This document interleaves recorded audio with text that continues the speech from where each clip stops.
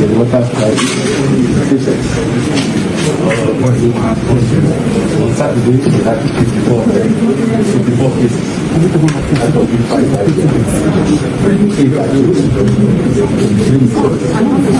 So this was out of the 54. What we had later from start. So this was the house the period from our application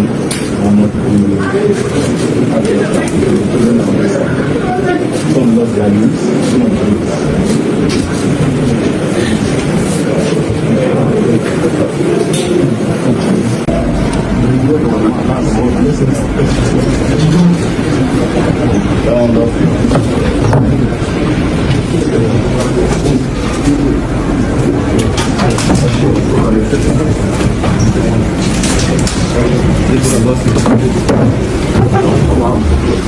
is to equally find a channel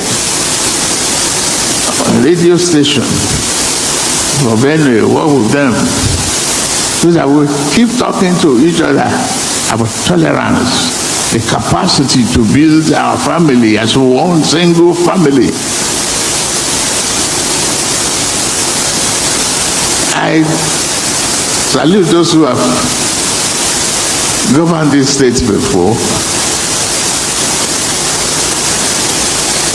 and particularly my friend, George Akume. We didn't have to come, we received a lot of yams and food stuff from him. Not dead bodies.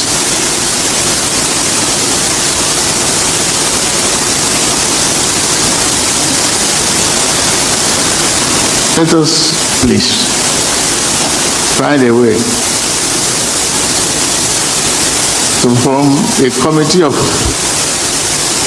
elders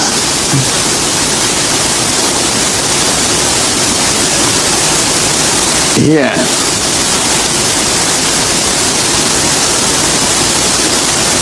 That committee to comprise those who had governed this state before,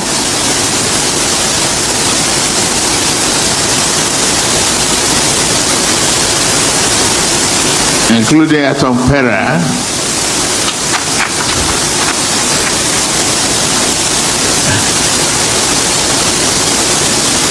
to be the committee to really find a permanent accommodation. I'm glad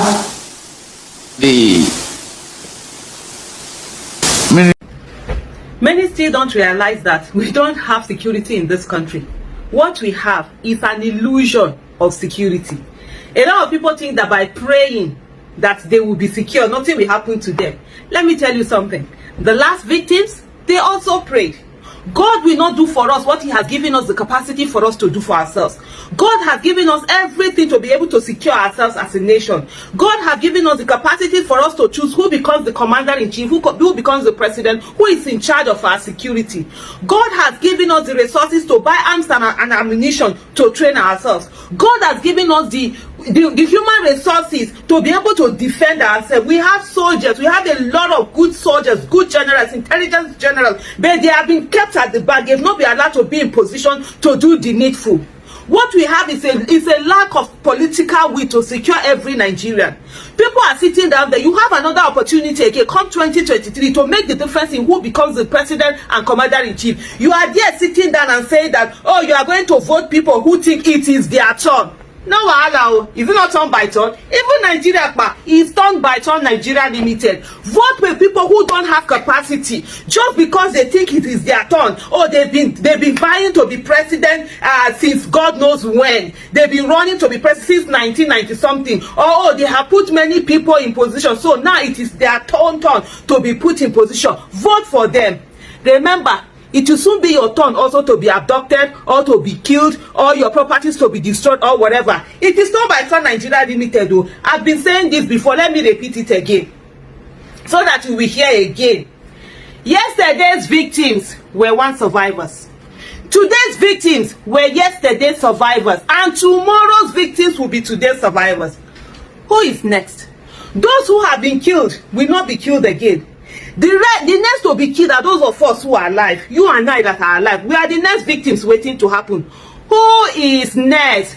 The people you are saying is their turn for them to be president, and you vote for them, and they go in there and give incompetence. When it is your turn to be killed, or your turn to be kidnapped, or your turn to be maimed, or your turn for your properties or whatever to be destroyed, they will not be there for you.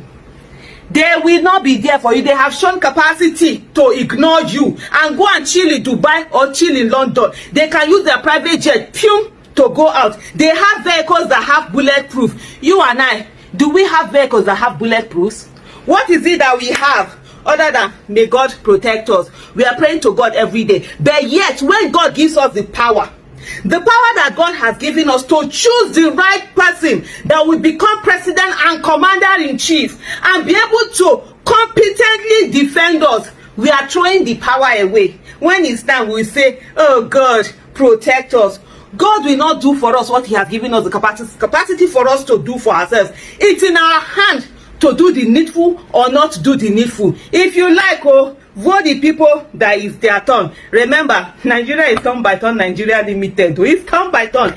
It will soon be your turn also to be abducted, killed, kidnapped. Me, I've already made since 2014. I've been waiting for my turn. I know it to be my turn. That's when I started asking, who is next? Ask yourself. These people you are thinking of that you want to vote, when you are next, will they bother that it's your turn? Bam.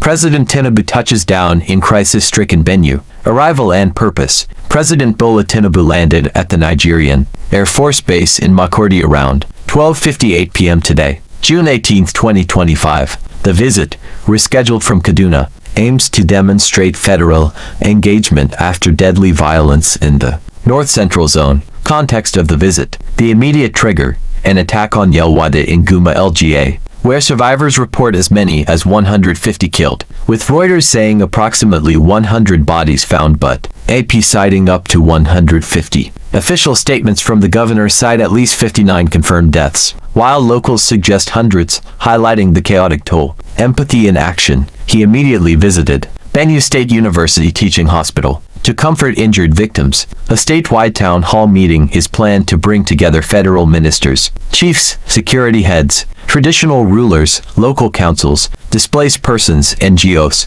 and youth groups to co-develop a peace and security plan. Economic toll. Agriculture underpins 70% of Benue's workforce. A recent academic study quantifies insecurity's impact. Each 1% increase in insecurity correlates with a 0.21% drop in crop output and 0.31% in livestock production. Two severe attacks in May Ondona, Gore West and again late May-June Yelwata have already devastated rural livelihoods and displaced thousands. Political undercurrents. The governor organized mass processions to welcome Tinubu, prompting criticism that the visit risks being politicized rather than solely empathetic. Meanwhile, Senate leaders vowed to accompany the president, stating we're tired of mourning and pledging a national security summit. Quick take. President Tinubu's arrival is both symbolic and strategic, signaling a federal shift toward visible leadership amid escalating rural massacres. The convergence of security chiefs, victims, tribal elders,